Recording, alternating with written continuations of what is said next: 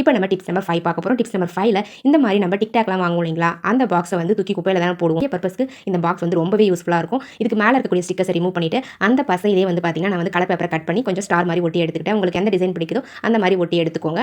இப்போ நம்ம இதுக்கு உள்ள வந்து பார்த்தீங்கன்னா நிறைய ஐட்டம்ஸை போட்டு ஸ்டோர் பண்ணி யூஸ் பண்ணிக்க முடியும்.